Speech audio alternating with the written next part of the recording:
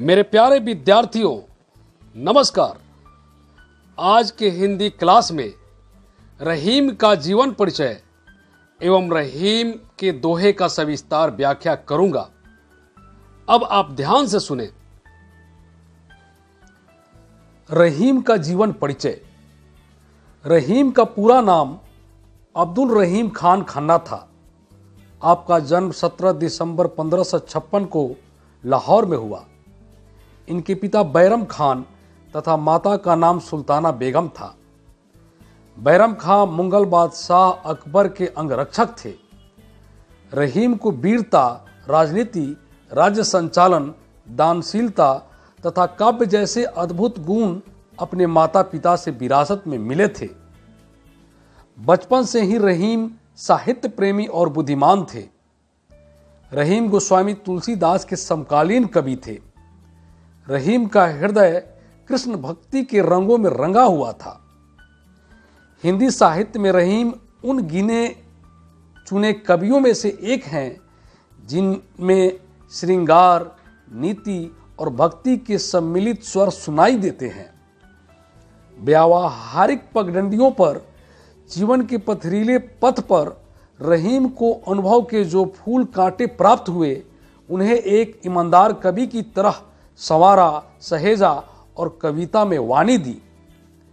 कवि रहीम फारसी, तुर्की, संस्कृत, हिंदी, उर्दू, अरबी के वे माने हुए विद्वान थे। उन्होंने दोहावली के नाम से 300 दोहों का संग्रह किया है। अपनी उदारता एवं दानशीलता के लिए भी रहीम काफी प्रसिद्ध रहे। केशव, मंडन, नरहरि और गंग जैसे कवियों ने इनकी भूरी भूरी प्रशंसा की है।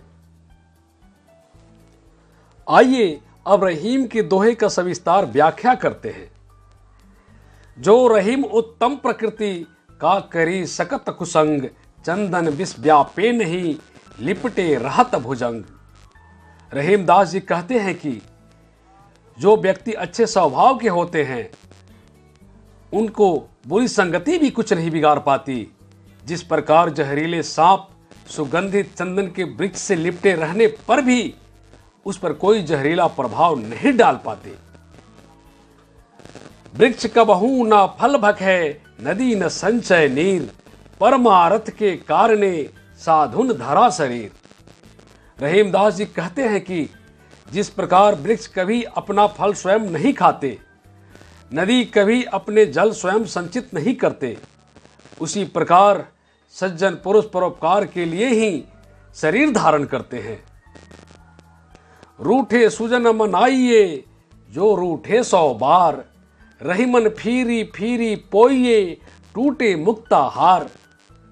रहीमदास जी कहते हैं कि यदि आपका प्रिय 100 बार भी रूठ जाए तो रूठे हुए प्रिय को मनाना चाहिए, क्योंकि यदि मोतियों की माला टूट जाए तो उन मोतियों को बार बार धागे में पिरो लेना चाहिए, क्योंकि मोतियों की माला हमेशा सभी के मन को भाती है, सभी के मन को खुश रखती है। खीरा सीरते काटिके मलियत लौंग लगाए, रहीमन करुए मुखन को चाहिए यही सजाए। रहीमदास जी कहते हैं कि जिस प्रकार खीरे का करुवापन को दूर करने के लिए उसके ऊपरी सिरे को काटने के बाद नमक लगाकर घिसा जाता है, ठीक वैसे ही करुए मुंह वाले के लिए, कटु वचन बोलने वाले के लिए भी यही सजा उपयुक्त है। दोनों रहीमन एक से, जो लो बोलत नाही, जान परत है काकपिक ऋतु बसंत के माही। रहीमन जी कहते हैं कि जिस प्रकार कौवा और कोयल रंग में एक जैसा होता है, जब तक ये बोलते नहीं तब तक इनकी पहचान नहीं हो पाती, लेकिन जब बसंत ऋतु आती है तो कोयल की मधुर आवाज इन दोनों में स्पष्ट अंतर बता देती है। रहीमन धागा प्रेम का मत तोड़ो चटकाए, टूटे पे फिर ना जुरे, जुरे गांठ परी जाए। रहीमदास जी कहते हैं कि प्रेम का रिश्ता नाजुक होता है, इसे झटका देकर तोड़ना उचित नहीं होता। यदि प्रेम का धागा एक बार टूट जाए तो फिर इसे मिलाना कठिन होता है, और यदि यह मिल भी जाए तो टूटे हुए धागों के बीच में गांठ पड़ जाती है।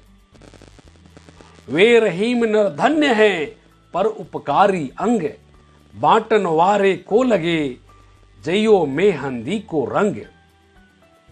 रहीम दास जी कहते हैं कि धन्य है वे लोग जिनका जीवन सदा परोपकार के लिए बीतता है। जिस प्रकार मेहंदी बांटने वाले के हाथ पर भी मेहंदी का रंग लग जाता है, उसी प्रकार परोपकारी का शरीर भी सुशोभित रहता है। रहीमन चुप हो बैठिए देखी दिनन के फेर, जब नी के दिन आई है बनत न लगी है देर। रहीमदास जी कहते हैं कि जब खराब समय चल रहा हो तो मौन रहना ही उचित है, क्योंकि जब अच्छा समय आता है तब काम बनते देर नहीं लगती। अतः हमेशा सही समय का इंतजार करना चाहिए। निज कर क्रिया रहीम कही सीधी भावी के हाथ, पासे अपने हाथ में दांव न अपने हाथ। रहीमदास जी कहते हैं कि अपने हाथ में तो केवल कर्म करना ही होता है, सिद्धि तो भाग्य से मिलती है। जैसे चौसर खेलते समय पासे तो अपने हाथ में रहते हैं, पर दांव में क्या आएगा यह अपने हाथ में नहीं होता। तरुवर फल नहीं खाते हैं, सरोवर पियही ना पान, कही रहीम पर काज ही संपत्ति संचय ही सुजान।